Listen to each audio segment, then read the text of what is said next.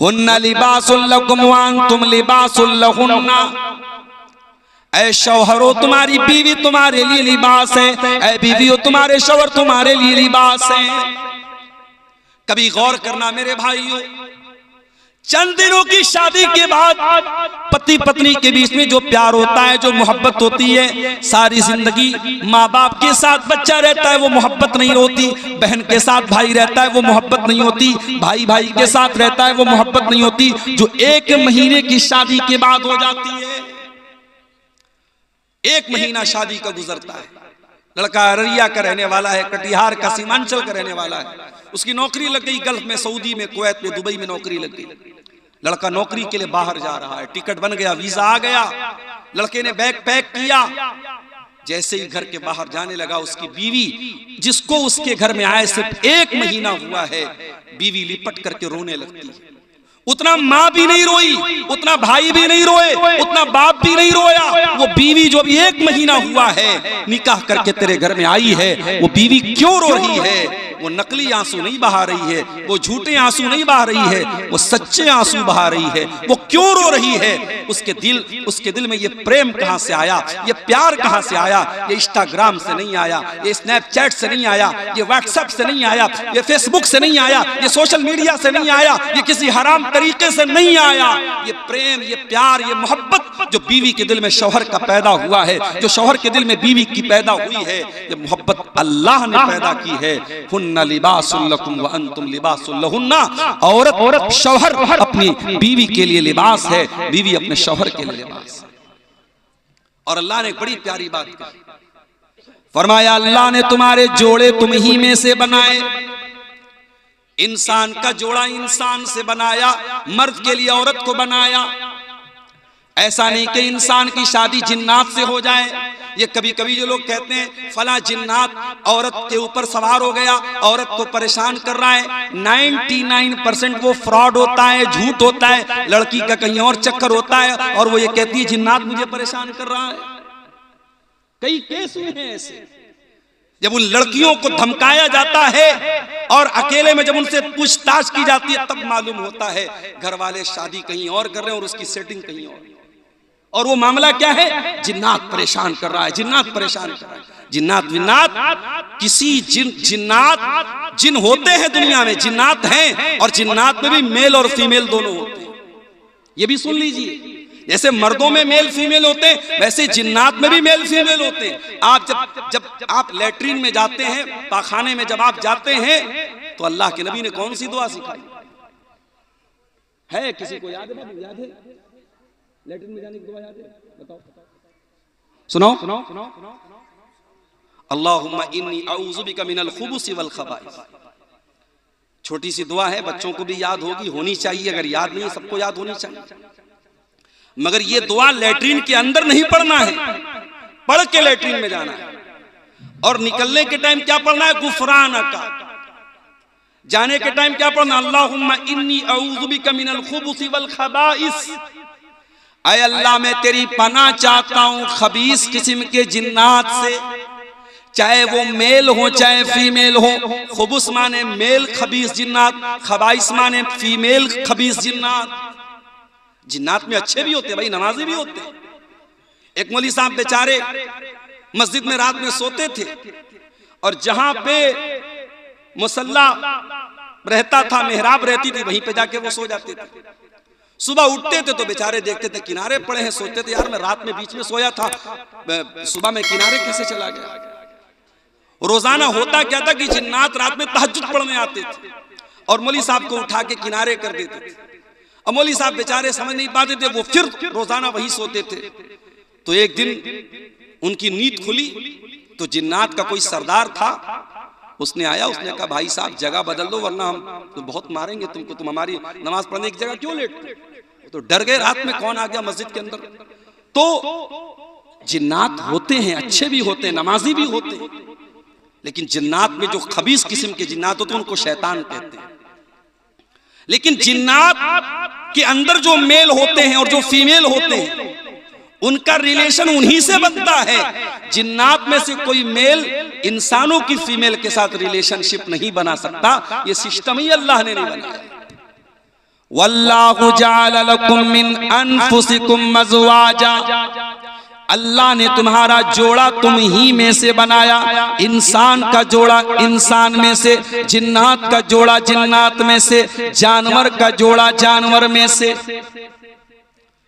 एक एहसान तो अल्लाह ने ये किया, हमारा जोड़ा बनाया। अल्लाह ने मेल के लिए फीमेल को बनाया, मर्द के लिए औरत को बनाया, महिला के लिए पुरुष को बनाया, पुरुष के लिए महिला को बनाया। वल्लाहु जअल लकुम मिन अनफुसिकुम अज़वाजा व जअल लकुम मिन अज़वाजिकुम बनीना व हफ़दा, और अल्लाह ताला ने जब तुमको बीवी अता फरमाई, जब तुमने निकाह कर लिया, जब तुमने शादी कर ली, तो तुम्हें तुम्हारी बीवी से अल्लाह ताला ने औलाद दे दी, बनीना बेटे दे दिए, औलाद दे दी, छेले दे दी, मैं दे दी, क्या बोलते छेले और मैं ही बोलते ना, तुमको छेला छेली दे दिए, छेले और मैं दे दिए, लड़का लड़की दे दिए, वह हफदा, और फिर उस औलाद की औलाद दे दी। बेटा अगर है, बेटे की औलाद क्या बोलते हैं शेरशाबादी में, बेटे की औलाद पोता पोती बोलते हैं, कर्नाटक में पौत्रा पौत्री बोलते हैं, कहीं उधर पंजाब हरियाणा में छोकरा छोकरी बोलते हैं, अलग अलग लैंग्वेज है भाई। हमारे बनारस में लड़का लड़की बोलते हैं, पोता पोती बोलते हैं, और बेटी की औलाद को क्या बोलते हैं, नाती नतनी या नवासा या नवासी। तो तुमको ये नवासे नवासी कैसे हुए, तुम्हें पोते कैसे, तुम दादा कैसे बने, तुम नाना कैसे बने, तुम दादा बाद में बने, तुम नाना बाद में बने, पहले तुम शौहर बने। जब तक तुम शौहर नहीं बने, तुम्हारी मैडम जी तुम्हारे घर में नहीं आ गई, तुम्हारी श्रीमती जी, तुम्हारी अहलिया, तुम्हारी बीवी, जब तक वो तुम्हारे घर में नहीं आई, न तुम बाप बने, न तुम दादा बने, न तुम नाना बने। अगर दादा बने, नाना बने, तुमको औलाद मिली, तुमको बेटे मिले, तुमको बेटियां मिली, अल्लाह कह रहा है तुम्हारी बीवी से मिली। इसलिए बीवियों की कदर करो मेरे प्यारे साथी, उनको नौकरानी मत समझो, उनको जानवर मत समझो, उनको गुलाम मत समझो। अल्लाह ने तुम्हारी नस्ल को आगे बढ़ाने के लिए तुम्हारी बीवियों को बनाया है। अगर ये औरत तुम्हारी जिंदगी में ना आए, तुम्हारी नस्लें आगे नहीं बढ़ सकती। न तुम बाप बन सकते हो, न दादा बन सकते हो, न पुत्र न नाना बन सकते हो। तुम्हें औलाद अगर मिली है तो इन बीवियों से मिली। औलाद अल्लाह की बहुत बड़ी नेमत है मेरे साथियों। ये औलाद इतनी बड़ी नेमत है, जिसकी शादी के 4-5 साल हो गए और घर में कोई बच्चा नहीं है, उस औरत से जाके पूछो वो कितनी बेबसी महसूस करती है जब लोग उसको ताना मारते हैं, अरे इसकी शादी को 5 साल हो गए, इसको अभी तक बेटा नहीं हुआ। औरतें ताना मारती, उस आदमी के ऊपर लोग सवाल उठाने लगते हैं, अरे तेरी शादी को 5 साल हो गए, तुझे औलाद क्यों नहीं हो रही। वो बेचारा सफाई देता है, नहीं मेरे अंदर कोई कमी नहीं है, डॉक्टरों की सारी रिपोर्ट क्लियर है, मेडिकल की सारी रिपोर्ट क्लियर है, डॉक्टर कह रहे हैं बस अल्लाह की मर्जी है, तुम्हें औलाद हो सकती है। ये औलाद कितनी बड़ी नेमत है। उस इंसान से पूछो जिसके घर में बच्चे नहीं हैं, जिसके आंगन में बच्चों की मुस्कुराहट नहीं है, जिसकी गोद में कोई बच्चा नहीं है, उस औरत से जाके पूछो, उस आदमी से जाके पूछो। उसके पास अच्छा सा घर है, उसके घर में कमरे की कमी नहीं, उसके घर में बिस्तर की कमी नहीं है, लेकिन उसके घर में सब होने के बावजूद भी कुछ कमी महसूस हो रही है, कुछ अधूरापन महसूस हो रहा है, बच्चे नहीं है उस घर में। औलाद बहुत बड़ी नेमत है मेरे प्यारे साथी। इसीलिए अल्लाह ताला कुरान के 15वें पारे में कहता है, अल मालु वल बनून ज़ीनतुल हयातिद दुनिया वल बाक़ियातुस सालिहातु खैरुन इंदा रब्बिका सवाबन व खैरुन अमला। ऐ मेरे बंदो, माल और औलाद ये दुनिया की खूबसूरती है, दुनिया की जिंदगी की जीनत है, दुनिया की सुंदरता है, दुनिया का आकर्षण है, दुनिया की ब्यूटी है। अगर दुनिया के अंदर से माल को निकाल दो, औलाद को निकाल दो, दुनिया आपके लिए बेरंग हो जाएगी, ब्लैक एंड व्हाइट हो जाएगी। हमारे एक बड़े बुजुर्ग कहते हैं कि दुनिया में 2 चीजें बड़ी अहम है, एक इंसान के पास माल होना चाहिए, एक ताकत होनी चाहिए। पूछा गया क्यों? कहा कि जोर से जंग है, पैसे से रंग है। अगर आपके पास जोर है, ताकत है, आप सामने वाले से जंग कर सकते हैं। ताकत नहीं, जो आएगा मार के पीट के चला जाएगा। और पैसा अगर है तो समाज में आपकी एक धाक रहेगी, एक आपका पावर रहेगा, आपकी एक शक्ति रहेगी। अगर पैसा नहीं है तो कोई आपका कोई रंग नहीं रहेगा। तो जोर से जंग और पैसे से रंग। अल्लाह ताला भी यही बात कह रहा है, अल मालु वल बनून ज़ीनतुल हयातिद दुनिया। ऐ मेरे बंदो, माल भी दुनिया की जीनत है, औलाद भी दुनिया की जीनत है।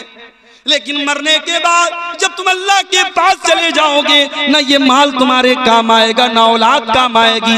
वल बाक़ियातुस सालिहा, अल्लाह ताला के यहाँ अगर कोई चीज बाकी रहेगी, तुम्हारी नेकियां बाकी रहेंगी, तुम्हारे अच्छे अमल बाकी रहेंगे।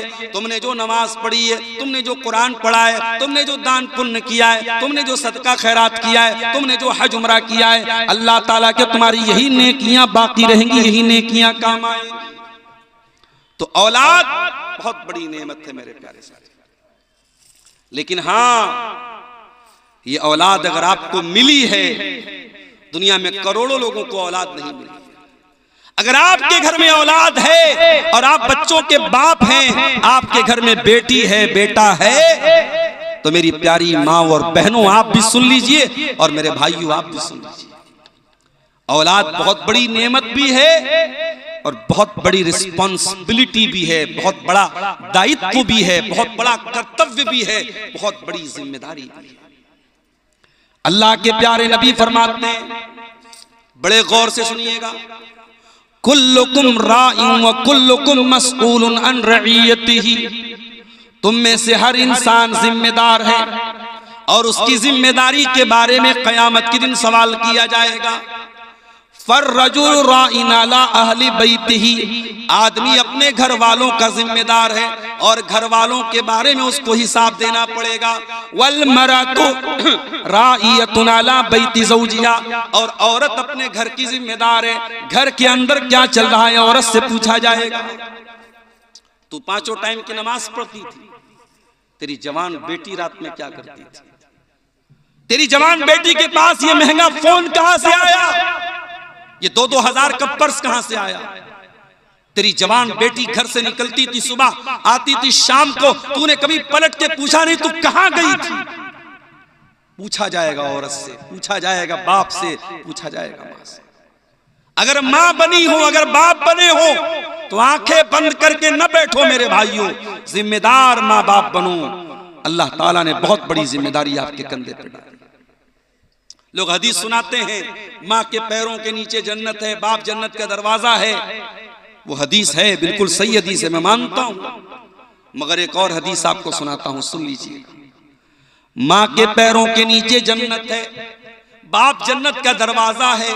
मगर ये हदीस भी कान खोल के सुन लेना, अल्लाह के प्यारे नबी फरमाते हैं, सही मुस्लिम की रिवायत है, मा मिन अब्दिन यस्तरईहिल्लाहु रईयतन सुम्मा यमूतु यौम यमूतु व हुवा काशुन लिरईयतिही इल्ला हर्रमल्लाहु अलैहिल जन्नह।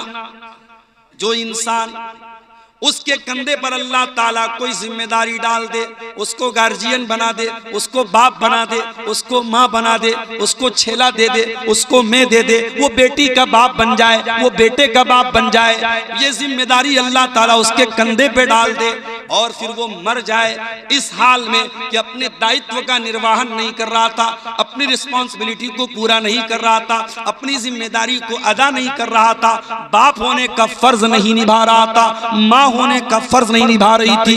क्या होगा उसका? हर्रमल्लाहु अलैहिल जन्नह, उस माँ के ऊपर, उस बाप के ऊपर जन्नत हराम है, हराम है, हराम है। अल्लाह, जन्नत हराम है। आप कहते हैं माँ के पैरों के नीचे जन्नत है, आप कहते हैं बाप जन्नत का दरवाजा है। अल्लाह के नबी कहते हैं, अगर बाप ने बाप होने का हक अदा नहीं किया, अगर माँ ने माँ होने का हक अदा नहीं किया, तो उस माँ के लिए जन्नत हराम है, उस बाप के लिए जन्नत हराम है। मेरे प्यारे साथी, आज मसला क्या है? आज सबके पास मोबाइल है, घर में बच्चों के पास भी मोबाइल, माँ के पास भी मोबाइल, बाप के पास भी मोबाइल है। आज के बच्चों को माँ बाप मोबाइल के जरिए उनकी परवरिश कर रहे हैं। बच्चा खाना नहीं खा रहा है, माँ ने मोबाइल थमा दिया। बच्चा रो रहा है, माँ ने मोबाइल थमा दिया। 3 साल से लेकर के 80 साल तक के आदमी के, इंसान के हाथ में मोबाइल है। आज बाप के पास बच्चों के तरबियत के लिए टाइम नहीं, आज माँ के पास बच्चों की तरबियत के लिए टाइम नहीं है। अरबी का एक शायर कहता है, लईसल यतीमु मन इंतहा अबवाहु मिन हम्मिल हयाती व खल्लफाहु जलीला। यतीम वो नहीं है जिसके माँ बाप उसे छोड़ के चले जाएं, अनाथ वो नहीं है, अनाथ वो नहीं है, यतीम वो नहीं है जिसके माँ बाप उसको छोड़ के चले जाएं। इन्नल यतीम हुवल्लज़ी तल्का लहू उम्मन तकल्लत औ अबम मशगूला। अरे यतीम तो वो है जिसकी माँ के पास उसके लिए समय न हो, जिसके बाप के पास उसके लिए टाइम न हो। हजरत लुकमान का नाम सुना है आपने? कौन थे वो कोई नबी नहीं थे, कोई पैगंबर नहीं थे। वो लुकमान एक अल्लाह के नेक बंदे थे। उनके नाम पर कुरान में पूरी एक सूरत उतार दी गई, सूरह लुकमान। भाई लुकमान के अंदर ऐसी क्या खास बात थी? वो नबी भी नहीं थे, पैगंबर भी नहीं थे, रसूल भी नहीं थे, उनके नाम पे कुरान में सूरत क्यों उतर गई? अल्लाह कहता है वलक़द आतैना लुक़मानल हिक्मा, हमने लुकमान को बड़ा बुद्धिमान बनाया था, बड़ा हमने उनको अक्लमंद बनाया था, बहुत हिकमत वाला बनाया था, बहुत उनके अंदर विजडम थी, हिकमत थी, उनके अंदर बड़ी समझदारी थी। ऐ अल्लाह, हमें कैसे पता चलेगा कि लुकमान बड़े हिकमत वाले थे? हमें कैसे पता चलेगा लुकमान बहुत बुद्धिमान थे? हमें कैसे मालूम होगा लुकमान बहुत जीनियस थे? अल्लाह ने फरमाया, आओ मैं बताता हूँ। व इज़ क़ाला लुक़मानु लिब्निही व हुवा यइज़ुहु या बुनय्या ला तुशरिक बिल्लाह इन्न शिरक लज़ुल्मुन अज़ीम। लुकमान समझदार थे, जीनियस थे, बुद्धिमान थे। क्यों? क्योंकि लुकमान अपने बच्चे को नसीहत करते हैं, अपने बच्चे की तरबियत करते हैं, अपने बच्चे को प्यार से समझाते हैं और कहते हैं, ऐ मेरे बच्चे, अल्लाह के साथ कभी शिर्क मत करना, अल्लाह के साथ कभी शिर्क मत करना। इस दुनिया का सबसे बड़ा पाप क्या है? शिर्क। आजकल बड़ी इस पर चर्चा हो रही है, मुसलमान वंदे मातरम क्यों नहीं गाता, मुसलमान वंदे मातरम क्यों नहीं गाता। हम तुम्हें अपना दिल चीर के नहीं दिखाएंगे कि हमारे दिल में भारत का प्रेम कितना है। इस देश की धरती को हमारे उलमा ने, हमारे पुरखों ने, हमारे बाप दादा ने अपने खून को कुर्बान करके इस देश को अंग्रेजों के चंगुल से आजाद किया है। हमें तुम्हें कोई सर्टिफिकेट देने की जरूरत नहीं है। जिन्होंने देश के साथ गद्दारियां की हैं, इनका इतिहास रहा है अंग्रेजों का नमक खाने का, वो आज हमसे सर्टिफिकेट मांगते हैं कि साहब तुम देश के अगर वफादार हो तो वंदे मातरम बोलो। कान खोल के सुनो, मुसलमान इस देश का वफादार था और है और रहेगा, और जो इस देश के साथ गद्दारी करता है वो न भारत का कहलाने के लायक है, ना मुसलमान कहलाने का। मुसलमान का इतिहास वफादारी से भरा हुआ है। लेकिन हाँ, मुसलमान हर कंकर को, हर पत्थर को, हर पानी को, हर पहाड़ को रब मानने वाला नहीं है। मुसलमान एक रब को मानता है। मुसलमान नमाज पढ़ता है, 5 टाइम की नमाज में 17 बार वो अल्लाह के सामने ये कमिटमेंट करता है, ये इकरार करता है, इय्याका नअबुदु व इय्याका नस्तईन। ऐ अल्लाह, हम उपासना करते हैं तो तेरी करते हैं, हम पूजा करते हैं तो तेरी करते हैं, हम मुश्किल कुशा मानते हैं तो तुझको मानते हैं, हम संकट मोचक मानते हैं तो तुझको मानते हैं, हम बीमारी से शिफा देने वाला मानते हैं तो तुझे मानते हैं, हम औलाद देने वाला मानते हैं तो तुझे मानते हैं। इय्याका नअबुदु व इय्याका नस्तईन। ऐ अल्लाह, हम मदद मांगते तो तुझसे मांगते हैं, हमें देने वाला तू है, हमारी पूजा और इबादत के लायक तू है। वंदे मातरम का मतलब ये होता है, भारत की माता मैं तेरी वंदना करता हूं, मैं तेरी इबादत करता हूं। मुसलमान भारत की इबादत नहीं करता है। मुसलमान का अकीदा क्या है? मैं तेरी मोहब्बत में गिरफ्तार हूं, लेकिन मैं तेरी मोहब्बत में गिरफ्तार हूँ, लेकिन मैं तुझको खुदा समझूं ये इम्कान नहीं है। ऐ भारत की सरजमीन, हम तुझसे बहुत प्रेम करते हैं, बहुत प्यार करते हैं। मैं तुझसे प्रेम तो करता हूँ, मैं तुझसे प्यार तो करता हूँ, लेकिन ऐ भारत, मैं तुझको अपना रब मान लूं, मैं तुझको अपना खुदा मान लूं, ये नहीं हो सकता। मैं ला इलाहा इल्लल्लाह का कलमा पढ़ने वाला हूँ। मैं एक अल्लाह के सिवा किसी और को अपना रब नहीं मान सकता, किसी और को अपना खुदा नहीं मान सकता। ये है इस्लाम। और मेरे प्यारे साथियों, यही तौहीद की शिक्षा और यही तौहीद की तालीम आपको अपने बच्चों को देना है। हजरत लुकमान अपने बच्चे को नसीहत कर रहे हैं, समझा रहे हैं और कहते हैं, ऐ मेरे बच्चे, अल्लाह के साथ कभी शिर्क मत करना। दुनिया का सबसे बड़ा पाप ये कि तू अल्लाह के साथ शिर्क करे। आज इतने बड़े बड़े जलसे हो रहे हैं, आज इतनी लंबी लंबी तकरीरें हो रही हैं, लेकिन आपके सीमांचल के बहुत सारे मुसलमान लड़के और लड़कियों को यह भी नहीं पता तौहीद किसको कहते हैं, शिर्क किसको कहते हैं। ना जानकारी में बहुत सारे ऐसे काम भी आज हमारे समाज में हो रहे हैं जो नहीं होने चाहिए।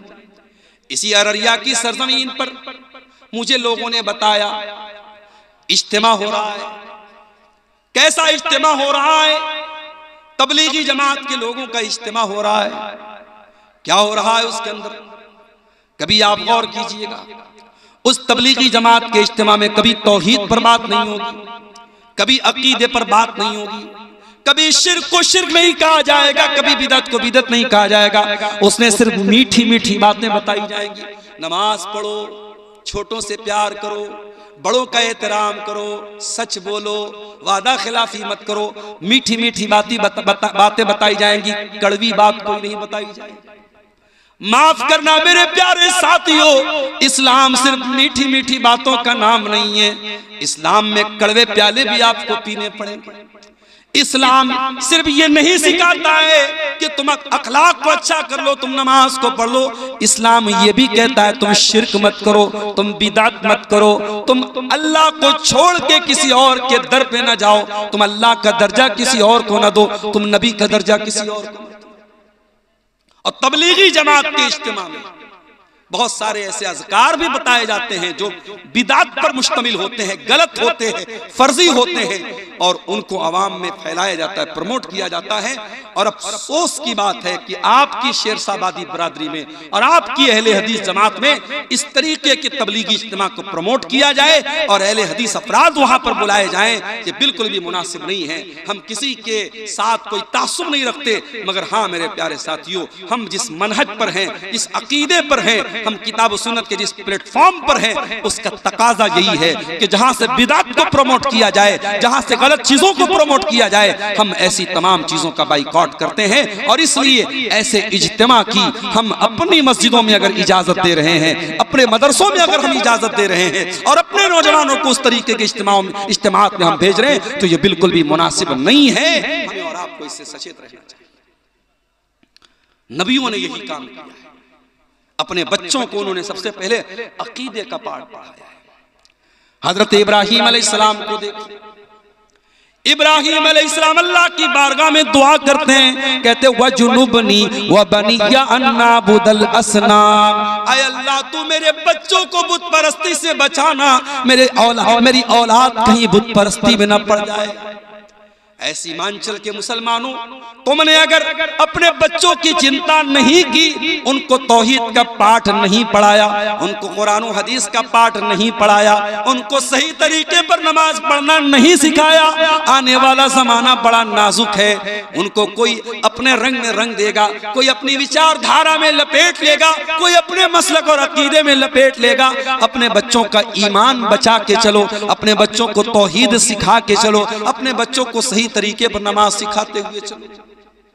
कई जगहों पर मैं गया, पूरा गांव अहले हदीस का है। बच्चा मुझसे मुसाफा करने आया, बच्चे ने दोनों हाथ से मुसाफा किया। मैंने पूछा, भाई ये कौन सा गांव है? लोगों ने बताया मौलाना साहब ये पूरा गांव अहले हदीसों का गांव है, शेरशाबादी गांव। मैंने कहा बच्चा दोनों हाथ से मुसाफा क्यों कर रहा है? क्या इसको ये नहीं बताया गया कि सुन्नत तरीका ये है एक हाथ से मुसाफा किया जाए? लोगों ने कहा मौलाना साहब इसके बाप फला जगह रहते हैं, वहां 2 हाथ से मुसाफा का रिवाज है, वहीं ये बच्चा भी रहता है, इसलिए वहीं से वो चीज सीख करके आया है। आपके बच्चे, आप उनको कुछ बताएं या ना बताएं, आपके समाज में जो प्रचलित है, जो चल रहा है, जो हो रहा है, बच्चे उसी से सीखते हैं मेरे प्यारे साथी। अगर आपके समाज में लड़कियां पर्दा नहीं करेंगी, अगर आपके समाज में लड़की नकाब में नहीं निकलेगी, तो आपकी बेटी भी जब जवान होगी वो घर से बगैर नकाब के निकलेगी, उसको बताना नहीं पड़ेगा। समाज में जो चल रहा है आपकी बेटी भी उसी से प्रभावित हो जाएगी, उसी से मुतासिर हो जाएगी। इसलिए मेरे प्यारे साथियों, समाज में क्या चल रहा है ये मत देखो, अल्लाह क्या चाहता है, रसूल क्या चाहते हैं, वही अपने बच्चों को बताओ और सिखाओ। हजरत इब्राहीम अलैहिस्सलाम अल्लाह से दुआ करते हैं, वजुनुबनी व बनी या अन्नाबुदल असनाम, ऐ अल्लाह तू मेरे बच्चों को बुत परस्ती से बचा ले। आपके मरने का टाइम आता है, आप अपने बच्चों को बुलाते हैं, मैं इतनी जमीन छोड़ के जा रहा हूं, इतना खेत छोड़ के जा रहा हूं, जमीन के बारे में वसीयत करके जाते हैं, खेतों के बारे में वसीयत करके जाते हैं, अपने बच्चों को जमीन और जायदाद के बारे में बता के जाते हैं। आओ, अल्लाह का एक नबी भी इंतकाल करने वाला है, उस नबी का नाम याकूब अलैहिस्सलाम है। अम कुंतुम शुहदा इज़ हदर याकूब अल मौत, याद करो जब याकूब की मौत का टाइम आ गया, इज़ क़ाला लिबनीही, जब याकूब अलैहिस्सलाम ने अपने 12 बेटों को बुलाया, उनके 12 बेटे थे, उनके 12 बेटे थे और एक बेटे का नाम यूसुफ था, उन्हीं के 12 बेटों को बनी इसराइल कहा जाता है। याकूब अलैहिस्सलाम का दूसरा नाम इसराइल था, उन्हीं के 12 बेटों को बनी इसराइल कहा जाता है। याकूब अलैहिस्सलाम का आखिरी टाइम है, अंतिम समय है, मृत्यु का समय है, मौत का टाइम है। अपने 12 बेटों से जो चारपाई के आसपास खड़े हैं, हजरत याकूब क्या पूछते हैं? ये नहीं पूछते मेरे बच्चों मेरे खेत का क्या करोगे, मेरे घर का क्या करोगे, मेरी जायदाद का क्या करोगे, पूछते माताबुदून मिन बादी, ऐ मेरे बच्चों तुम मेरे बाद किसकी इबादत करोगे, किसके आगे सर झुकाओगे, किससे दुआ करोगे, किसके आगे अपना माथा टेकोगे? माताबुदून मिन बादी, ऐ मेरे बच्चों तुम मेरे बाद किसकी इबादत करोगे? कालू नाबुदु इलाहका व इलाह आबाइका इब्राहीम व इस्माइल व इसहाक इलाहन वाहिदा। 12 के 12 बेटे कहते अब्बा जान आप चिंता न करें, आप टेंशन न लें, आप फिक्र न करें, हम उसी एक अल्लाह की इबादत करेंगे जिसकी इबादत आप करते हैं और जिसकी इबादत हमारे बाप दादा इब्राहिम करते थे, इस्माइल करते थे, इसहाक करते थे। आपने कभी बताया अपने बच्चों को किसकी इबादत करनी चाहिए? कभी बताया अपने बच्चों को शिर्क क्या है, तौहीद क्या है? नहीं बताया मेरे प्यारे। ये औलाद आपके गले का हार बन जाएगी मेरे भाइयों, ये औलाद आपके गले का फंदा बन जाएगी। कल कयामत के दिन अल्लाह पूछेगा, ऐ शेरशाबादी समाज से ताल्लुक रखने वाले मुसलमान, ऐ सीमांचल की धरती पे रहने वाले मुसलमान, तू एक ऐसे माहौल में पैदा हुआ जहां हर तरफ मुसलमान थे, जहां हर तरफ कुरान और हदीस पे चलने वाले थे, हर तरफ कुरान और हदीस पे चलने वाले लोग थे। ऐसे माहौल और समाज में तू पैदा हुआ था, तेरे समाज में हर साल सैकड़ों जलसे हुआ करते थे, पूरे भारत के मौलाना लोग उलमा तेरी बस्तियों में आया करते थे। तूने अपने बच्चों को तौहीद क्यों नहीं बताई? तेरी बेटी तौहीद से दूर क्यों, तेरा बच्चा तौहीद से दूर क्यों? जानते हो तौहीद क्या है? आओ तौहीद की एक झलक आपको बता देता हूं। अल्लाह के प्यारे नबी अपने चचा के बेटे अब्दुल्ला बिन अब्बास से, अब्दुल्ला बिन अब्बास कौन थे? नबी के चचा के बेटे थे।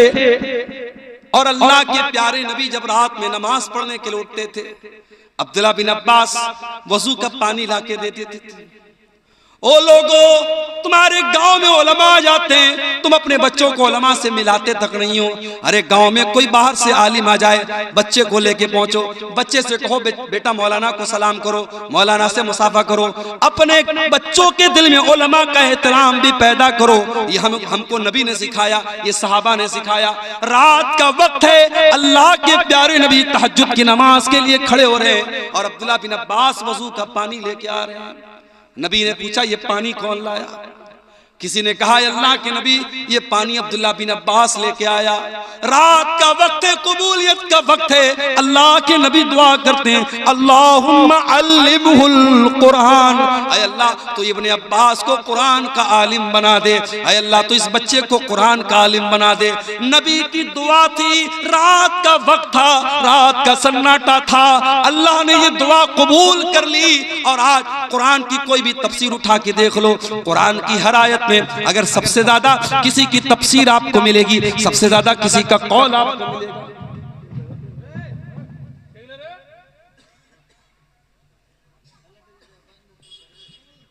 सबसे ज्यादा किसी का कौल आपको मिलेगा तो अब्दुल्लाह बिन अब्बास का मिलेगा।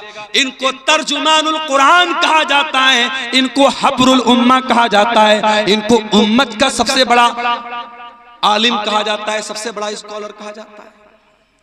अब्दुल्लाह बिन अब्बास नबी अकरम के चचा के बेटे हैं, नबी अकरम सल्लल्लाहु अलैहि वसल्लम के भाई हैं और अल्लाह के प्यारे नबी सल्लल्लाहु अलैहि वसल्लम सवारी के ऊपर सवार हैं और पीछे अब्दुल्लाह बिन अब्बास बैठे हैं और 8 साल के या 10 साल के बच्चे हैं अब्दुल्लाह बिन अब्बास।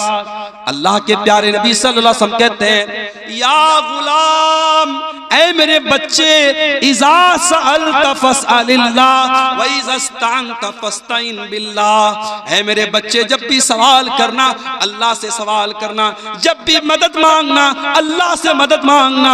इहफज़िल्लाह यहफज़का इहफज़िल्लाह तजिदहु तुजाक। ऐ मेरे बच्चे, तू अल्लाह के कानून की रक्षा करना, तू अल्लाह के संविधान की रक्षा करना, तू अल्लाह के कानून की हिफाजत करना, अल्लाह तेरी हिफाजत करेगा। क्या प्यारी बात कह दी अल्लाह के। भारत का मुसलमान अगर अपनी रक्षा करना चाहता है, अल्लाह के कानून की रक्षा करे। बीमार दवाई खाता नहीं, बदनाम तबीब का नाम हुआ, हुए काम बुरे तो मुसलमान से बदनाम बेचारा इस्लाम हुआ। हम कदम कदम पे अल्लाह के कानून को तोड़ रहे हैं, हम अल्लाह के कानून से बगावत कर रहे हैं और उसके बाद हम ये शिकायत कर रहे हैं अल्लाह हमारी रक्षा क्यों नहीं कर रहा, अल्लाह हमारी हिफाजत क्यों नहीं कर रहा। अल्लाह के नबी अब्दुल्लाह बिन अब्बास से कहते हैं इहफज़िल्लाह यहफज़का, तू अल्लाह की हिफाजत कर, अल्लाह तेरी हिफाजत करेगा। इहफज़िल्लाह तजिदहु तुजाहक, तू अल्लाह की हिफाजत कर, अल्लाह तेरे सामने होगा। जब तू अल्लाह के दीन की हिफाजत करेगा, जब तू अल्लाह के कानून की हिफाजत करेगा, जब तू अल्लाह के हलाल को हलाल जानेगा, जब तू अल्लाह के हराम को हराम जानेगा, ऐ मेरे बच्चे, अल्लाह तेरी मदद को हमेशा तेरे सामने होगा। और अगला जुमला सुन लो, ओ बिहार के मुसलमानों, बड़ी चिंता में पड़े हो, अब क्या होगा तब क्या होगा। बिहार वाले यूपी वालों के बारे में पूछते हैं आपके यहाँ क्या हालात चल रहे हैं। सुन लो, अल्लाह के प्यारे नबी 8 साल के बच्चे को क्या मैसेज दे रहे हैं। काश कि भारत के मुसलमानों तुमने ये मैसेज ले लिया होता, ये पैगाम तुमने समझ लिया होता। अल्लाह के नबी कहते हैं वअलम अन्नल उम्मता लविज्तमाअत अला अन यनफऊका बिशैइन, ऐ मेरे बच्चे, सारी दुनिया मिल करके अगर तुझे कोई फायदा पहुंचाना चाहे, ला यनफऊका, तो तुझे कोई फायदा नहीं पहुंचा सकती, इल्ला बिशैइन कद कतबहुल्लाहु लक, सिवाय उसके जो तेरी तकदीर में लिखा है। तकदीर से बढ़ के तुझे कोई फायदा मिलने वाला, कोई लाभ मिलने वाला, कोई प्रॉफिट मिलने वाला नहीं है। और अल्लाह ने अगर तेरे मुकद्दर में कोई नुकसान लिख दिया है, सारी दुनिया मिल करके तुझे उस नुकसान से नहीं रोक सकती। उतना ही नुकसान तुझको पहुंचेगा जितना नुकसान अल्लाह ने तेरी तकदीर में लिख दिया है। रुफियतिल अक़लाम व जफ़्फ़तिस सुहुफ़, अल्लाह ने तकदीर का जो कलम, जिस कलम से तकदीर को लिखा था, वो कलम उठा लिए गए और तकदीर जिस कागज पे लिखी गई वो कागज सूख चुका है। तकदीर फाइनल हो चुकी है, अब तकदीर चेंज होने वाली नहीं है। मेरे प्यारे साथियों, अल्लाह के नबी 8 साल के बच्चे को ये सबक दिया। आपका बच्चा आपके साथ खाना खाने बैठता है, आपने अपने बच्चे को कितनी मर्तबा खाना खाने का तरीका बताया। हजरत सलमा कहते हैं मैं अल्लाह के नबी के साथ बैठा हुआ था, मैं बाएं हाथ से खाना खाने लगा, अल्लाह के प्यारे नबी ने फरमाया कुल बे यमीनिक, ऐ बच्चे दाहिने हाथ से खाना खा, व कुल बिस्मिल्लाह, और बिस्मिल्लाह पढ़ के खाना खा, व कुल मिम्मा यली का, और अपने सामने से खाना खा, पूरी प्लेट में तू हाथ मत घुमा। हजरत सलमा कहते हैं अल्लाह के प्यारे नबी ने मुझे खाने का जो तरीका बता दिया, सारी जिंदगी मुझे वो तरीका याद रहा और उसी तरीके पर मैं खाना खाता रहा। बच्चों की आप तरबियत जैसी करेंगे मेरे प्यारे साथियों, बच्चे उसी सांचे में ढलते चले जाएंगे। और ये भी याद रखिए, औलाद को सुधारना है तो पहले अपने आप को सुधारना पड़ेगा। अगर आप नशा करेंगे, बच्चे से बीड़ी मंगवाएंगे, बच्चे से सिगरेट मंगवाएंगे, बच्चे से मधु मंगवाएंगे, बच्चे से गुटखा मंगाएंगे, बच्चा आपको जो चीजें ला के दे रहा है, कल वो चीजें अगर बच्चा खुद इस्तेमाल कर रहा है तो इसमें हैरान होने की कोई जरूरत नहीं है। आप अगर अपने बच्चों को सिगरेट से रोकना चाहते हैं, बीड़ी से रोकना चाहते हैं, गुटखा से रोकना चाहते हैं, तो आपको खुद रुकना पड़ेगा। और मैं कहना चाहूंगा अपने समाज के उन नौजवानों से जो किसी भी प्रकार का नशा करते हैं, चाहे वो शराब का नशा हो, चाहे वो ड्रग्स का नशा हो, चाहे वो सिगरेट का नशा हो, चाहे वो बीड़ी का नशा हो, चाहे वो गुटखा का नशा हो, अपने नौजवानों से कहना चाहूंगा क्यों अपने आप को हलाक कर रहे हो, क्यों अपने शरीर को बर्बाद कर रहे हो। अरे ये नशा करते करते इस एक दिन तुम बर्बाद हो जाओगे, तुम्हारा शरीर छलनी हो जाएगा, न तुम बीवी के काबिल बचोगे, न बच्चों के बाप बनने के काबिल बचोगे, न जमीन पे चलने के काबिल बचोगे। जाओ कैंसर हॉस्पिटलों में जाके देखो, सिगरेट पीने वाले और गुटखा खाने वाले हजारों की तादाद में आपको कैंसर की बीमारी में मुब्तला मिलेंगे। क्यों अपने आप को आत्महत्या की तरफ और सुसाइड की तरफ लेके जा रहे हो।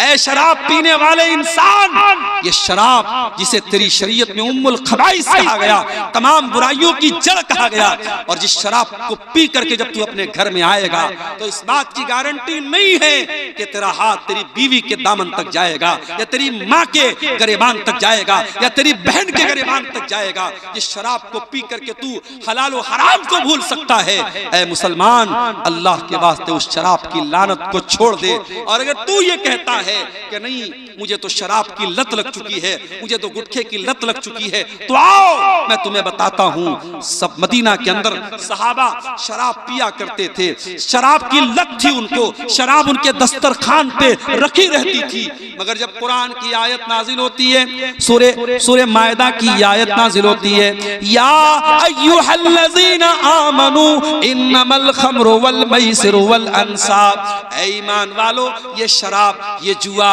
वल अज़लाम, और ये किस्मत का हाल मालूम करने के लिए जो तुम पासे फेंकते हो, इन्नमल खम्र वल मैसिर वल अज़लाम, फरमाया ये तमाम की तमाम चीजें रिजसुम मिन अमलिश शैतान, ये आस्ताने, वल अंसाब ये आस्ताने, ये सब गंदे काम है, शैतान के काम है। फजतनिबूहु लअल्लकुम तुफ्लिहून, ऐ ईमान वालो शराब से बचो, जुए से बचो, इन तमाम हराम चीजों से बचो, तुम कामयाब तभी हो सकते हो। इन्नमा युरीदु शैतानु अन युकिया बैनकुमुल अदावत वल बग़ज़ा फिल खम्रि वल मैसिर, ऐ ईमान वालो शैतान तो यही चाहता है तुम शराब पी के बहक जाओ, तुम जुए के चक्कर में एक दूसरे को मारना पीटना शुरू कर दो, तुम शराब पियोगे तो एक दूसरे से लड़ाई करोगे, झगड़ा करोगे। व यसुद्दकुम अन ज़िक्रिल्लाहि व अनिस सलाह, शैतान तो यही चाहता है तुम शराब के चक्कर में नमाज छोड़ दो, तुम जुए के चक्कर में नमाज छोड़ दो। फहल अंतुम मुंतहून, तो ऐ ईमान वालो तुम शराब को छोड़ोगे या नहीं छोड़ोगे, तुम नशे को छोड़ोगे या नहीं छोड़ोगे। जब कुरान की आयत नाजिल हुई, नबी के साहबा ने ऐलान कर दिया इंतहाइना इंतहाइना, ऐ अल्लाह हम शराब को अब हाथ नहीं लगाएंगे, हम जुए को अब हाथ नहीं लगाएंगे। सहाबा ने अपने घर से शराब के बर्तन निकाल दिए, शराब के प्याले निकाल दिए, जिस घड़े में वो शराब रखते थे, जिस बर्तन में वो शराब रखते थे, उन्होंने बर्तन को भी तोड़ दिया, बर्तन को भी फेंक दिया। तुम ये कहते हो हमको लत लग गई, सहाबा को भी लत थी, मगर जब अल्लाह की मोहब्बत मोहब्बत और रसूल की मोहब्बत आ जाए मेरे प्यारे साथियों, उसके बाद इंसान कोई बहाना नहीं करता है, कोई एक्सक्यूज नहीं करता है। ये तेरी मोहब्बत का इम्तिहान है। तुझे शराब से ज्यादा मोहब्बत है या अल्लाह से ज्यादा मोहब्बत है? तुझे सिगरेट से ज्यादा मोहब्बत है या अल्लाह से ज्यादा मोहब्बत है? अगर तू सिगरेट छोड़ने को तैयार नहीं है, तू शराब छोड़ने को तैयार नहीं है, तू गुटखा छोड़ने को तैयार नहीं है, इसका मतलब ये हुआ कि तेरे दिल में अल्लाह की मोहब्बत कम है, सिगरेट की ज्यादा है, शराब की ज्यादा है, गुटखे की ज्यादा है। और मेरा अल्लाह कुरान में कहता है वल्लज़ीना आमनू अशद्दु हुब्बन लिल्लाह, ईमान वाले सबसे ज्यादा अगर मोहब्बत करते हैं तो अल्लाह से करते हैं। आपको अपने ईमान का जायजा लेने की जरूरत है, अपने ईमान पर नजरसानी करने की जरूरत है मेरे साथी। औलाद की तरबियत करो मेरे भाई, औलाद को नेक बनाना है, पहले अपने आप को नेक बना लो। कल जुमा का दिन है, सूरह कहफ आप पढ़ेंगे। सूरह कहफ में एक वाकया अल्लाह ने बयान किया। हजरत मूसा अलैहिस्सलाम और हजरत खजिर अलैहिस्सलाम दोनों जा रहे थे और दोनों का गुजर एक बस्ती के पास से हुआ। बस्ती वाले बड़े कंजूस और बखील थे। इन दोनों ने बस्ती वालों से खाना मांगा, दोनों भूखे थे, प्यासे थे, इन्होंने खाना मांगा। फ़अबौ अन युदय्यिफूहुमा, तो वो बस्ती वालों ने खाना देने से इनकार कर दिया। कुछ लोग होते हैं बड़े कंजूस होते हैं, रात में 2 बजे भी मुकर्रिर तकरीर करने पहुंचे।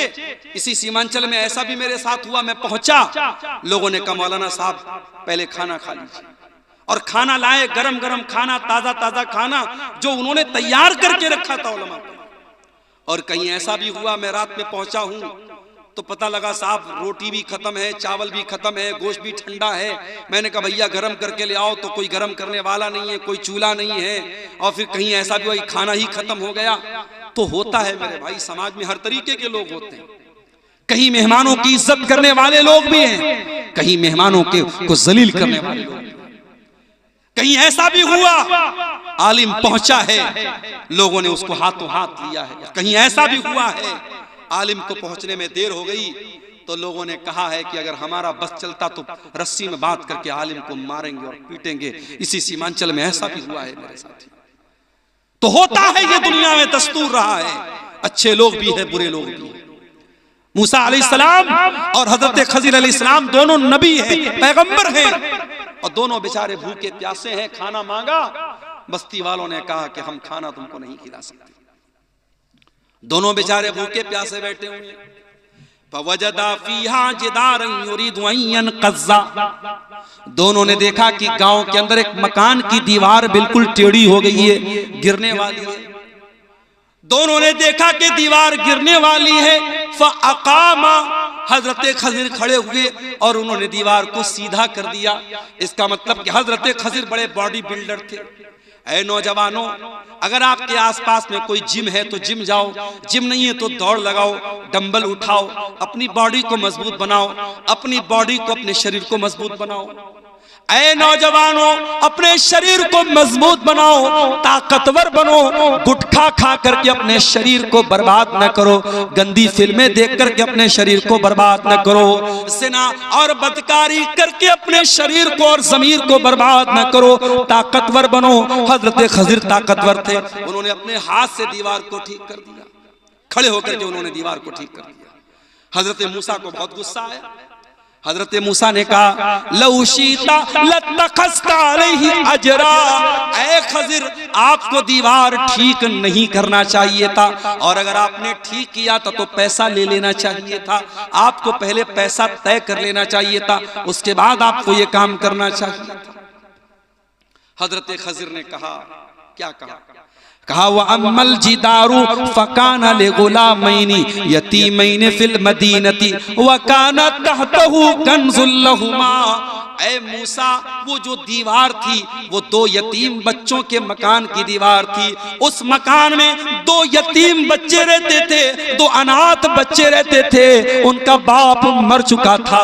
वकाना अबूहुमा सालिहा, लेकिन बाप बहुत नेक था, बाप बहुत दीनदार था, और बाप ने मरने से पहले अपने बच्चों के लिए दीवार के नीचे खजाना छुपा करके रखा था। अगर दीवार गिर जाती, खजाना सामने आ जाता और गांव वाले लूट लेते। फ़अरादा रब्बुका अन यब्लुगा अशुद्धहुमा व यस्तखरिजा कंज़हुमा। अल्लाह ने मुझको हुक्म दिया कि ऐ खज़िर जाके दीवार ठीक कर दो। नेक बाप था, नेक बाप के अनाथ बच्चे हैं, बाप का खजाना लुट जाएगा। अल्लाह ने मुझको उनके खजाने को बचाने का हुक्म दिया। पता ये चला कि बाप अगर नेक हो तो अल्लाह ताला औलाद की हिफाजत मरने के बाद भी, बाप के मरने के बाद भी करेगा। ऐ औलाद के लिए जमीन खरीदने वालों, ऐ जायदाद खरीदने वालों, ऐ LIC की पॉलिसी लेने वालों, ऐ लाइफ इंश्योरेंस कराने वालों, ऐ बीमा कराने वालों, आओ मैं तुमको सबसे बेहतरीन इन्वेस्टमेंट बता रहा हूं। सबसे कौन है भाई, क्यों डिस्टर्ब कर रहा है? कोई बच्चा है क्या? हटा दीजिए ना उसको वहां से। आप अगर अपने बच्चों के लिए इन्वेस्टमेंट करना चाहते हैं मेरे प्यारे साथियों, सबसे बड़ा इन्वेस्टमेंट क्या है? आप खुद नेक बन जाइए। और एक बात बोलूं, जब हम नेक बनेंगे तो इंशाअल्लाह जन्नत में भी विद फैमिली जाएंगे। जब मेरे घर में शादी का कार्ड आता है और शादी पर लिखा रहता है अब्दुल गफ्फार सलफी विद फैमिली, तो बच्चे बहुत खुश हो जाते हैं कि आज हमें अपने अब्बू के साथ, अपने पापा के साथ हमें शादी में जाना है, दावत में जाना है। अभी नेपाल में एक प्रोग्राम था मेरा, बहुत दिनों से फैमिली की ख्वाहिश थी कि कभी नेपाल की साइड में, सीमांचल की साइड में उनको लेके चलूं। तो नेपाल में प्रोग्राम था, मैंने छोटी वाली बच्ची को ले लिया और अहलिया को ले लिया। अब जब वहां पहुंचा हूं गांव में, ऐसा लगा कि गांव के लोगों ने पहली मर्तबा किसी औरत को देखा है। मेरी वाइफ जहां जिस घर में ठहरी थी, पूरे गांव की औरतें वहां आके लाइन से कमरे में जा रही हैं और मेरी वाइफ को देख रही। मेरी वाइफ बेचारी परेशान, लंबा सफर करके आई है, वो आराम करना चाह रही, कंबल ओढ़ रही है, औरतें आके कंबल हटा रही, नहीं हमें आपको देखना है। मेरी वाइफ परेशान। और उसके बाद नेपाल में भी यही हाल हुआ। फिर उसके बाद अगले दिन इंडिया में, अररिया में, उसी बॉर्डर के करीब में प्रोग्राम था, वहां भी यही हाल हुआ। मेरी वाइफ ने कहा कि आज के बाद आप मुझको लेके मत आइए। बच्ची को लेके मैं स्टेज पर पहुंचा। अब यूट्यूबर लोगों को मौका मिल गया, फोटो लेने लगे बच्ची के साथ मेरा। अगले दिन यूट्यूब पे थंबनेल आ गया, अब्दुल गफ्फार सलफी अपनी बेटी को लेके आया, नेपाल में अपनी बेटी को लेके आया। अब ये बेचारे थंबनेल बनाने वाले, ये भी इनको नहीं मालूम कि हम लेके आया लिखना चाहिए कि लेके आना आए लिखना चाहिए। और बेटी आया कि बेटी आई, जिनको आया और आई का फर्क नहीं पता, वो भी बेचारे यूट्यूबर बन गए, चैनल बना लिया और हर गली नुक्कड़ पे यूट्यूबर बन गए हैं। और हम अगर बोलते हैं तो अब बुरा भी लगता है। शायर कहता है कि आप ही अपनी अदाओं पे जरा गौर करें, हम अगर अर्ज करेंगे तो शिकायत होगी। यूट्यूबर बने आप, लेकिन थोड़े जिम्मेदारी के साथ बने। मैं बार बार कहता हूं कि थंबनेल अच्छे हों, ढंग के हों, जो लाइन लिखें आप ठीक ठाक लिखें। अब किसी तकरीर में मैंने कहा कि भाई औरत को मेकअप नहीं करना चाहिए, तो अब वो यूट्यूबर लोग थंबनेल पे खूबसूरत औरत का, लिपस्टिक वाली औरत का फोटो लगा के नीचे लिखते हैं, मेकअप करने वाली औरतों का अंजाम क्या होगा। एक साहब ने मुझको फेसबुक पर कमेंट में कहा कि ये आपने तकरीर बहुत अच्छी की, लेकिन औरत का फोटो क्यों लगाया। मैंने कहा भैया कसम ले लो, मैंने नहीं लगाया, यूट्यूबर हजरात लगाते, भाई मैं इसका जिम्मेदार नहीं हूँ। अच्छा, मेरे नाम से बहुत सारे पेज भी बना के रखे इन लोगों ने फेसबुक पर, अब्दुल गफ्फार सलफी तकरीर, अब्दुल गफ्फार सलफी पेजेस और अब्दुल गफ्फार सलफी जो है लेक्चर्स, और मेरे नाम से पेज बने हैं। किसी के 40,000 फॉलोअर हैं, किसी के 1 लाख फॉलोअर हैं, और फेसबुक पर मेरी तकरीरें चल रही हैं, उसमें उल्टे सीधे थंबनेल हैं, मुझे खुद नहीं मालूम। लोग मुझसे मैसेज करके पूछते हैं कि आपने ऐसा थंबनेल क्यों डाला, आपने ऐसी फोटो क्यों डाली। तो मेरे प्यारे साथियों, हम अच्छी जगहों पे जाते हैं, परिवार लेके जाते हैं। दार्जिलिंग आपके यहाँ से करीब है, आप कभी दार्जिलिंग घूमने जाते हैं, बीवी को लेके जाते हैं, बच्चों को लेके जाते हैं। कभी आप आगरा का ताजमहल देखने जाते हैं तो बीवी को लेके जाते हैं। आप नहीं चाहते हैं कि आप नहीं चाहते हैं कि जन्नत में भी आप जाएं तो सब परिवार जाएं, अपने परिवार के साथ जाएं, अपनी फैमिली के साथ जाएं। अगर आप जाना चाहते हैं तो आइए, मैं तरीका आपको बताता हूं, कुरान आपको तरीका बताता है।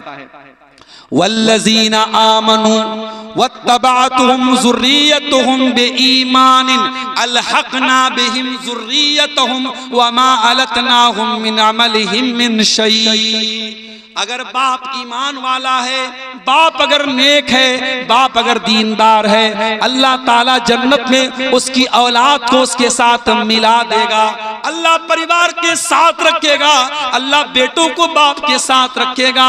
अगर बाप दीनदार है और औलाद भी अपने बाप के तरीके पर चल रही है। सऊदी अरब की सरजमीन पर एक बहुत पैसे वाला आदमी था, उसने एक दुकान खोली। दुकान का नाम उसने अलबैक रखा। अलबैक में उसने एक चिकन को फ्राई करके बेचना शुरू किया। अब आपके सीमांचल में तो चिकन का मतलब वही सालन बना दो, ढेर सारा झोल डाल दो और नमक डाल दो, ये साहब हो गया। देसी मुर्गा अच्छे, पोल्ट्री अच्छे। आप उसको मुर्गे को बनाने के बहुत सारे तरीके आते हैं। मैं तो कभी कभी कहता हूं आप अपने घर की औरतों को बताइए भाई, खाना और भी तरीके से सालन बनता है और भी तरीके से चिकन बनता है, एक ही तरीका है। मछली कभी आपके यहाँ खाओ, बिल्कुल ठंडी मछली लेके आते हैं। मैं कहता हूँ भैया ठंडी मछली क्यों? कहते मौलाना साहब हमारे यहाँ ठंडी ही खाते हैं। भैया हम लोग गर्म खाते हैं। कहीं जाओ तो लोग कहते हैं मौलाना साहब रोटी खावे ना चावल खावे, हम का दोनों खाबो, हम दोनों खाबो, चावल भी खाबो रोटी भी खाबो, हम लोग दोनों खाते हैं भाई। मछली लाए, मछली में आंख भी लगी है। मैंने पूछा भाई ये आंख लगी है, कम से कम आंख तो निकाल देते। बोले मौलाना मछली खाएगा तो आंख मजबूत होगा। मैंने कहा लो भैया, हमारे यहाँ छोटी मछली भी हो तो उसकी आंख निकाल देंगे, पेट की गंदगी निकाल देंगे, या पूरी मछली बना देंगे। फिर जब प्लेट में आएगी, एक बहुत पहले मैं 2009 से आपके सीमांचल में आ रहा हूँ, एक बार प्रोग्राम में आया, एक जगह देसी मुर्गा बना था। अब मुर्गे का जो पैर होता है, पैर तो बनाते हैं आप लोग, अच्छी बात है, पैर के साथ साथ उसका नाखून भी गलती से उसमें रह गया। अब नाखून मैंने देखा साहब, मुझे तो बिल्कुल अजीब सा लगा। कई दिनों तक तो मुझे मुर्गा खाने का मन ही नहीं कर रहा। तो खाना बनाने के भी बहुत सारे तरीके होते हैं। आप अपने घर की औरतों को बताएं, आज YouTube पर मौजूद है, आप चिकन बनाने के सैकड़ों तरीके हैं। आप अलग अलग रेसिपीज से बनाएं मेरे प्यारे साथी, अलग अलग तरीके से आप बनाएं। आप देखें कि खाने पीने के ये तरीके जो होते हैं, ये आपको, आपकी फैमिली को, आपके परिवार को मेरे प्यारे साथियों अच्छे लगते हैं। और इंसान जब अच्छी चीजें खाता है सोचता है परिवार के साथ खाऊं। क्या आप नहीं चाहेंगे कि जन्नत में भी आप अपने परिवार के साथ जाएं? कुरान कहता है वल्लज़ीना आमनू वत्तबअतहुम ज़ुर्रिय्यतुहुम बिईमानिन, जो ईमान वाले लोग हैं और उनकी औलाद भी उनके नक्शे कदम पे चलने वाली है और औलाद भी उनके तरीके पर चलेगी, हम जन्नत में उनके परिवार के साथ उनको रखेंगे। मेरे प्यारे साथियों, आप नेक बन जाइए, आप दीनदार बन जाइए, आपके बच्चे ऑटोमेटिक नेक बनेंगे और दीनदार बनेंगे। आज हालात क्या हैं? कितने घर हैं जहां एक आदमी भी नमाज पढ़ने वाला नहीं, एक आदमी भी नमाज पढ़ने वाला नहीं है। पूरा घर बहुत शानदार बना है, टाइल्स भी बिछाए गए हैं, बहुत बेहतरीन पेंट भी लगाया गया है, घर में झूमर भी लटकाया गया है, मसेरी भी बहुत बेहतरीन बनाई गई है, बहुत अच्छा फर्नीचर भी बनाया गया है। लेकिन उस घर में मेरे प्यारे साथियों, अगर अल्लाह का कोई नाम लेने वाला नहीं, अगर अल्लाह का कोई जिक्र करने वाला नहीं है, वो घर मुर्दा है, मुर्दा है, मुर्दा है। अल्लाह के प्यारे नबी फरमाते हैं मसलुल बैतिल्लज़ी युज़करुल्लाहु फीही वल बैतिल्लज़ी ला युज़करुल्लाहु फीही, जिस घर में अल्लाह का नाम लिया जाए वो घर जिंदा है, और जिस घर में अल्लाह का नाम ना लिया जाए वो घर मुर्दा है। मेरे प्यारे भाइयों, आपके घर में टाइल्स हो या ना हो, आपके घर में झूमर हो या ना हो, आपके घर में आरामदेह बिस्तर हो या ना हो, लेकिन कोशिश ये करो कि आपका घर मुर्दा ना हो जाए। अपने घर को नमाज से जिंदा रखो, अपने घर को अल्लाह के जिक्र से जिंदा रखो। और जब घरवाली तलाश करो, आजकल घरवाली कहां तलाश की जा रही? इंस्टाग्राम पे। अरे जो इंस्टाग्राम चला रही है वो तुझको कितना चलाएगी तू ये सोच। जो फेसबुक चला रही है, जो सोशल मीडिया पर आईडी बना के चला रही है, वो कल तुझको कितना उंगली पर नचाएगी तू सोच। अब तो वो दौर आ गया कि साहब मैंने सुना है कि एक एक लड़के की और एक एक लड़की की कई कई आईडी होती है, और कितने लड़के लड़की की आईडी बना के अपने ही दोस्तों को बेवकूफ बना के एक एक साल का रिचार्ज करवा लेते हैं। सब चल रहा है मार्केट में। जिसके मोबाइल में रिचार्ज खत्म हो गया, लड़की के नाम की आईडी बनाया, दूसरे दोस्त को मैसेज किया, हाय हेलो किया, सलाम भेजा, और उसके बाद जब देखा कि हाँ मामला बन गया है, अरे यार मेरे मोबाइल पे 1 साल वाला रिचार्ज करा दो, 800 रुपये का या कितने का 3600 का शायद रिचार्ज आता, रिचार्ज करा दिया, आईडी खत्म, बात खत्म। ये चल रहा है मार्केट में। मेरे प्यारे साथियों, जब आप निकाह के लिए रिश्ता तलाश करें, मैं माफ कीजिएगा नौजवानों से नहीं कह रहा हूं, उनके गार्जियन से कह रहा हूं, क्योंकि इस्लाम ने आपका रिश्ता तय करने की अथॉरिटी आपके माँ बाप को दी है। इस्लाम की ये तालीम नहीं है कि आप जाकर के रिश्ता तलाश करें। जब मेरी प्यारी माँ बहनों अपने घर के लिए बहू तलाश करने जाओ या अपनी बेटी के लिए दामाद तलाश करने जाओ, अल्लाह के नबी क्या फरमाते हैं? आपने फरमाया, इज़ा खतब इलैकुम मिम्मन तर्ज़ौना दीनहु व खुल्क़हु, जब तुम्हारे लड़का लड़की के लिए अच्छा रिश्ता आ जाए, दीनदार रिश्ता आ जाए, फ़ज़व्विजूहु, तो जल्दी से तुम निकाह कर दो। इल्ला तफ़अलू, अगर तुम ऐसा नहीं करोगे, तकुन फितनतुन फिल अर्दि व फसादुन अरीज़, तो जमीन के अंदर बहुत फितना और फसाद फैल जाएगा। आज कितनी खूबसूरत, कितनी दीनदार बच्चियां हैं, कितनी दीनदार लड़कियां हैं, अगर उनकी शक्ल सूरत में कुछ कमी हो जाए, किसी की हाइट थोड़ी कम हो जाए, किसी का रंग थोड़ा हल्का सांवला हो जाए, उन लड़कियों के रिश्ते नहीं लगते। मेरे प्यारे साथियों, वो जितनी भी 5 टाइम की नमाजी हो, आलिमा हो, मदरसे की पढ़ी हो, लेकिन लोग रंग पे मरते हैं, लोग सूरत पे मरते हैं। शायर कहता है, इस दौर के आदमी अधूरे हैं, सूरतें तो मिलती हैं, सीरतें नहीं मिलती। इस दौर के लोगों ने आज सूरतों को मेयार बना के रखा है, सीरत को मेयार नहीं बनाया है। नतीजा ये है कि अच्छी दीनदार और कैरेक्टर वाली बच्चियां बेचारी वो बैठी हैं, और जो कैरेक्टरलेस है, खूबसूरत है, उसकी खूबसूरती पे लोग मर मिटे हैं। मेरे प्यारे साथियों, घर को अगर एक अच्छा घर बनाना है, परिवार की एक अच्छी तरबियत करना है, अपने अभी आपका बच्चा दुनिया में नहीं आया है, अभी शादी नहीं हुई है, शादी के पहले ही इस्लाम क्या कहता है? अगर आप एक अच्छे बाप बनना चाहते हैं, अपने होने वाले बच्चों के लिए एक अच्छी माँ का इंतजाम कीजिए, एक अच्छी बीवी अपने घर में लाइए। कैसी बीवी लाइए? आइए अल्लाह के नबी से पूछते कैसी बीवी अपने घर में लाना चाहिए। अल्लाह के नबी ने फरमाया, लियत्तखिज़ अहदुकुम क़ल्बन शाकिरा व लिसानन ज़ाकिरा व ज़ौजतन मुमिनतन तुईनुहु अला अम्रिल आखिरा। ओ लोगों, तुम्हें 3 चीजें अपने घर में लानी चाहिए।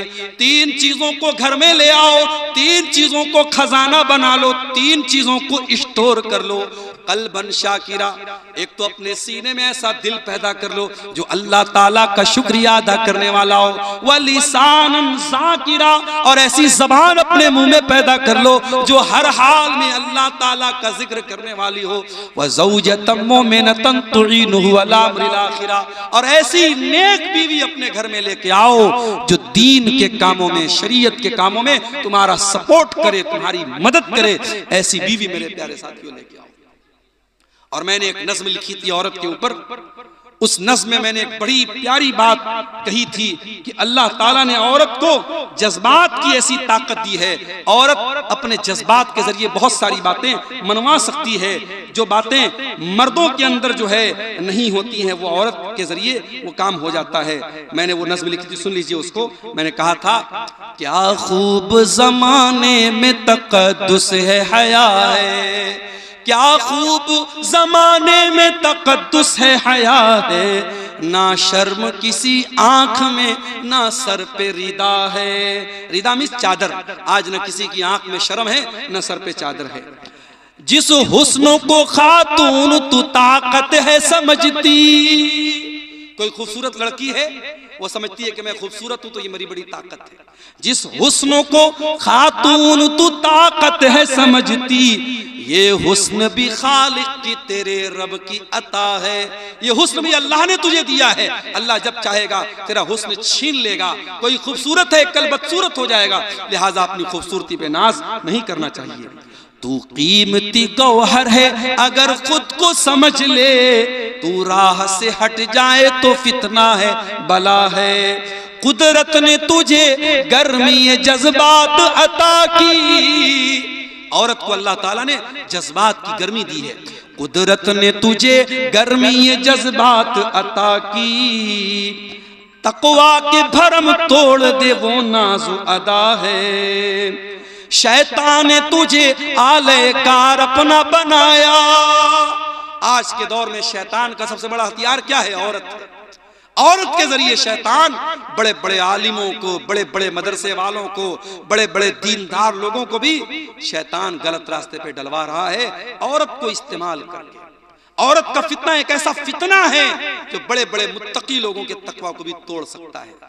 तो कहता है, शायर कहता है, मेरी नज़्में, शैतान ने तुझे आलयकार अपना बनाया, हर सिमत फवाहिश है, खबासत है, ज़िना है। आजादी निस्वा के हंसी ख्वाब दिखाकर, आजादी निस्वा के हंसी ख्वाब दिखाकर, इस्मत के लुटेरों ने तेरा सौदा किया है। औरत की आजादी का नारा लगा के उसकी इज्जत का जनाजा निकाला गया है। नस्लों की हिफाजत भी हुई तेरे हवाले। औरत को अल्लाह ताला ने माँ का दर्जा दिया। माँ कौन है? जो नस्लों की हिफाजत करे।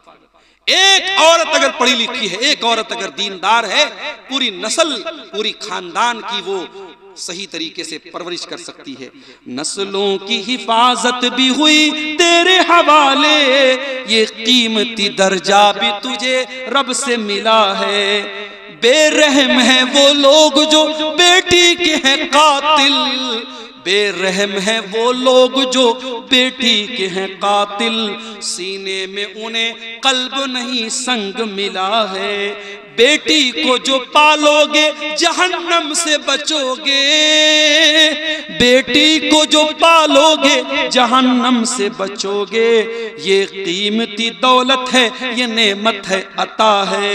और आखिरी शेर समाप्त फरमाएं, तू मरियम ज़हरा के तक़द्दुस की अमी है।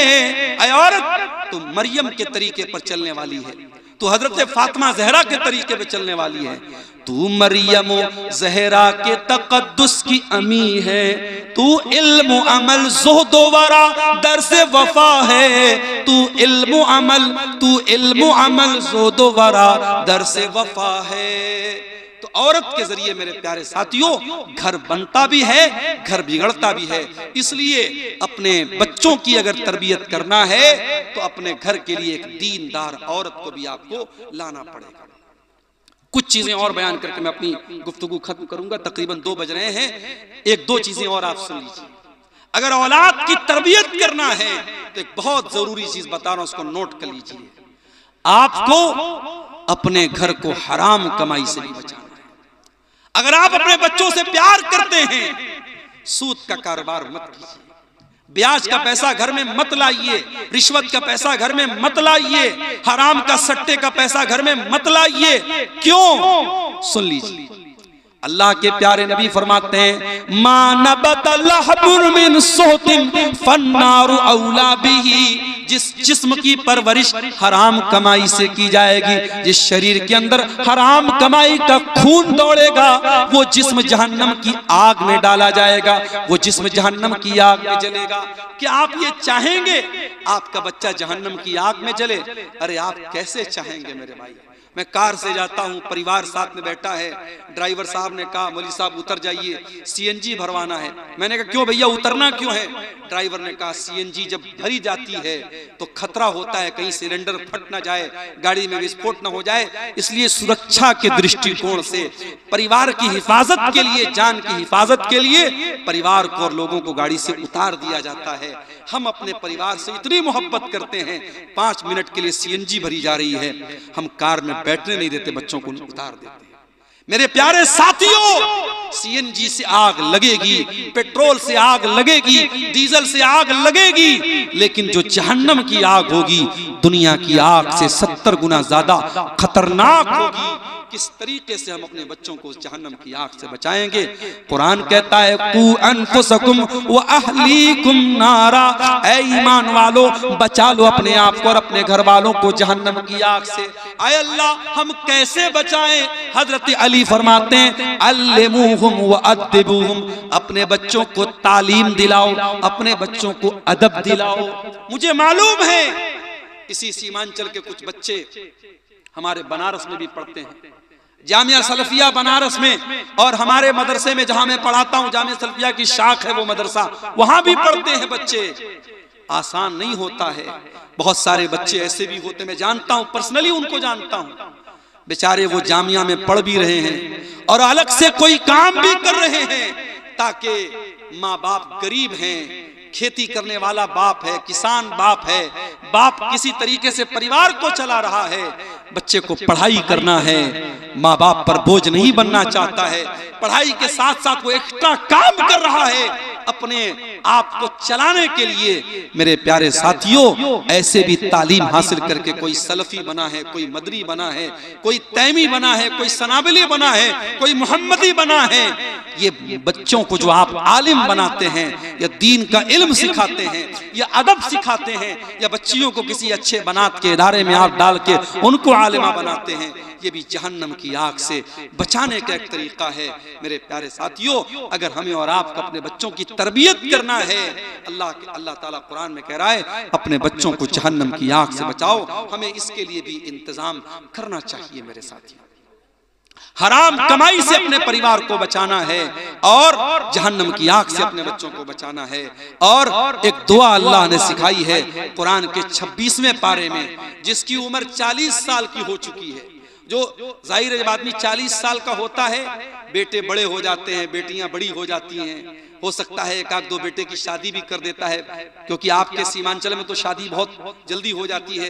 लड़कियों की शादी मैंने सुना 15-16 साल की उम्र में हो जाती है, लड़कों की शादी 20 साल में हो जाती है। तो अगर 40 साल का आदमी हुआ है तो हो सकता है किसी लड़की की शादी भी कर चुका हो, किसी लड़के की शादी भी कर चुका हो। तो ये जो जिंदगी का समय होता है 40 साल, ये एक ऐसा समय होता है जब इंसान जिंदगी का बहुत कुछ चीजें देख चुका होता है।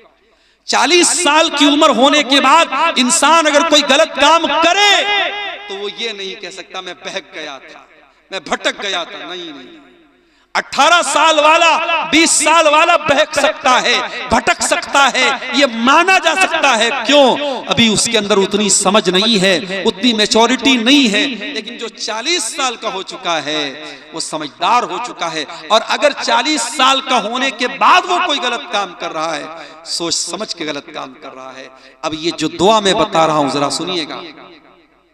हत्ता इज़ा बलग अशुद्धहु, जब इंसान ताकत को पहुंच जाए, व बलग 40 सनतन, और 40 साल का हो जाए, क़ाल रब्बि औज़िनी अन अश्कुरा निअमतक अल्लती अनअमत अलैया व अला वालिदैया।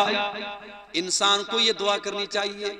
जितने 40 साल के हो चुके हैं, मैं दुआ बोल रहा हूं, यूट्यूब पे रिकॉर्ड हो रही है। अगर आपको ये दुआ नहीं सुनने में आ रही है, नहीं समझ में आ रही है, जाके कुरान खोल लेना और कुरान के 26वें पारे में शुरू में आपको ये दुआ मिल जाएगी। हर आदमी जो 40 साल का हो चुका है, चाहे वो औरत है, चाहे वो मर्द है, चाहे वो माँ है, चाहे वो बाप है, उसको ये दुआ पढ़नी चाहिए। रब्बी औज़िनी अन अश्कुरा निअमतक अल्लती अनअमत अलैया। ऐ अल्लाह, तू मुझे तौफीक दे दे। ऐ अल्लाह, मैं तेरी नेमत का शुक्रिया अदा करूं। मैं 40 साल का हो चुका हूं। ऐ अल्लाह, जिंदगी का आधे से ज्यादा टाइम गुजर चुका है, क्योंकि आम तौर से जिंदगी इस उम्मत की जो एवरेज उम्र है, अल्लाह के नबी ने फरमाया 60 से 70 साल की उम्र इस उम्मत की एवरेज उम्र है। तो आप जब 40 साल के हो गए, इसका मतलब ये हुआ कि अब जिंदगी की दोपहर हो चुकी है, अब जिंदगी की शाम होने वाली है, अब जिंदगी का ज्यादा हिस्सा गुजर चुका है। तो अल्लाह से दुआ करते हैं, ऐ अल्लाह, तू मुझे तौफीक दे कि मैं तेरी नेमत का शुक्रिया अदा करूं, जो नेमत तूने मुझको दी और मेरे माँ बाप को दी। वअन अअमल सालिहन तर्दा, और अल्लाह तू मुझे तौफीक दे मैं ऐसा नेक अमल करूं, दुनिया खुश हो या ना खुश हो, मोहल्ले वाले खुश हो या ना खुश हो, गांव वाले खुश हो या ना खुश हो, ऐ अल्लाह तू खुश हो जाए, तू राजी हो जाए। नेक अमल कौन है? इससे अल्लाह राजी हो जाए।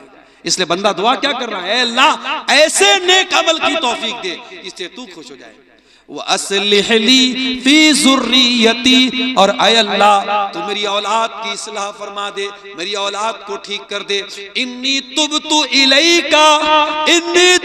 इलैका व इन्नी मिनल मुस्लिमीन, ऐ अल्लाह मैं तुझसे तौबा कर रहा हूँ, ऐ अल्लाह मैं तेरी तरफ रुजू कर रहा हूँ, और ऐ अल्लाह मैं मुसलमानों में से हूँ। ये दुआ है जो अल्लाह ने सिखाई है। मेरे प्यारे साथियों, औलाद से मोहब्बत करते हो तो ये दुआ जरूर पढ़ा करो। 40 साल के होने के बाद ये दुआ जरूर पढ़ा करो। और एक और दुआ बता रहा हूं जो कुरान के 19वें पारे में है, उसको भी याद कर लेना। सूरह फुरकान के आखिर में ये दुआ है, रब्बना हब लना मिन अज़वाजिना व ज़ुर्रिय्यातिना कुर्रता आयुन वजअलना लिलमुत्तक़ीना इमामा। ऐ अल्लाह हमारे बीवी बच्चों को हमारी आंखों की ठंडक बना दे, वजअलना लिलमुत्तक़ीना इमामा, और ऐ अल्लाह हमें मुत्तकियों का इमाम बना दे। हजरत उमर बिन अब्दुल अजीज रहमतुल्लाह अलैह जब खलीफा हुए, फजर के टाइम उन्होंने चार्ज संभाला, फजर के टाइम उन्होंने चार्ज संभाला। फजर से लेकर ज़ोहर तक वो फैसला करते रहे, हकदारों को उनका हक देते रहे, जालिमों के जुल्म को कैंसिल करते रहे। ज़ोहर का टाइम हो गया, हजरत उमर बिन अब्दुल अजीज रहमतुल्लाह अलैह घर आए, ज़ोहर की नमाज उन्होंने पढ़ी। ज़ोहर की नमाज पढ़ने के बाद बिस्तर पे आराम करने के लिए जाने लगे। सोचे सुबह से काम कर रहा हूं, थक गया हूं, थोड़ा आराम कर लेता हूं, शाम को फिर बैठूंगा और लोगों का फैसला करूंगा। बिस्तर पे आराम करने के लिए जाने लगे। उनका बेटा अब्दुल मलिक उनके पास आया, कहा अब्बा जान क्या इरादा है? कहा बेटा सुबह से बहुत थक गया हूं, फजर से लेकर के ज़ोहर तक कंटिन्यू लोगों के फैसले करता रहा हूं, बेटा अब सोने जा रहा हूं, आराम करने जा रहा हूं, अब मैं असर के बाद फिर निकलूंगा और लोगों का फैसला करूंगा। कहा अब्बा जान कितने मजलूम हैं, उनकी आंखें आपका इंतजार कर रही हैं, कितने हकदार हैं जो इंतजार कर रहे हैं कि उमर बिन अब्दुल अजीज आया है, अब मेरा हक मुझको मिलेगा, अब मेरे साथ अन्याय नहीं होगा, अब मेरे साथ अत्याचार नहीं होगा, अब मेरे साथ जुल्म नहीं होगा। अरे अब्बा जान ऐसे हालात हैं और आप सोने जा रहे हैं। कहा बेटा सुबह से तो लगा हूं, दोपहर तक ज़ोहर तक तो कंटिन्यू काम किया है, थोड़ी देर सुस्ता लेता हूं, आराम कर लेता हूं, उसके बाद फिर यही काम करना है। कहा अब्बा जान क्या इस बात की गारंटी है कि आप बिस्तर पे सोने जा रहे हैं और आप असर तक जिंदा रहेंगे? अगर इसी हालत में आपकी मौत हो गई, इसी हालत में आपका इंतकाल हो गया, कल कयामत में अल्लाह पूछेगा ऐ उमर बिन अब्दुल अजीज तुझे खलीफा बनाया गया, तुझे अमीरुल मोमिनीन बनाया गया, तेरी अदालत में बहुत सारे केस आए थे, बहुत सारे मामलात आए थे, लोग तेरा इंतजार कर रहे थे, तू दोपहर में सो गया, तेरी मौत आ गई। ऐ उमर बिन अब्दुल अजीज तूने ये लापरवाही क्यों की? अब्बा जान आप बताइए अल्लाह को क्या जवाब देंगे? हजरत उमर बिन अब्दुल अजीज रहमतुल्लाह अलैह की आंखों में आंसू, अपने बेटे को गले लगाया, कहा अल्लाह तेरा शुक्र है तूने मुझे ऐसा बेटा दिया है, वो बेटा जो अपने बाप के दीन के सिलसिले में अपने बाप की मदद करता है। मेरे प्यारे भाइयों ऐसे बेटे कब मिलेंगे? जब आप बेटों की अच्छी तरबियत करेंगे और ये दुआ करेंगे, रब्बना हब लना मिन अज़वाजिना व ज़ुर्रिय्यातिना कुर्रता आयुन, ऐ अल्लाह हमारे बीवी बच्चों को हमारे आंखों की ठंडक बना दे, वजअलना लिल मुत्तकीना इमामा, और हमें मुत्तकियों का इमाम बना दे। तो तरबियत औलाद के ताल्लुक से ये चंद बातें मेरे प्यारे साथियों आपके सामने मैंने रखी हैं, इस उम्मीद के साथ रखी हैं कि हम अपनी औलाद की तरबियत में इन बातों का ध्यान रखेंगे। आज सीमांचल के इलाके में औलाद की जब बात आती है, लोग एक सवाल बहुत करते हैं, मौलवी साहब अकीका करना है, अकीका करना है। ठीक है, अकीका भी औलाद का एक हक है, लेकिन अकीका के अलावा भी बहुत सारी चीजें हैं, हमें उन चीजों का भी ख्याल रखना चाहिए। अल्लाह से दुआ है रब्बुल आलमीन हमें तरबियत औलाद का हक अदा करने की तौफीक अता फरमाए, और औलाद की तरबियत के सिलसिले में जो कमी और कोताही है अल्लाह ताला हम सबको दूर करने की तौफीक अता फरमाए।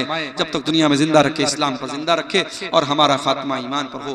रब्बना तक़ब्बल मिन्ना इन्नका अंतस समीउल अलीम व तुब अलैना इन्नका अंतत तव्वाबुर रहीम। व सल्लल्लाहु तआला अला नबीना मुहम्मद व अला आलिहि व सहबिहि अजमईन। वस्सलामु अलैकुम व रहमतुल्लाहि व बरकातुहू।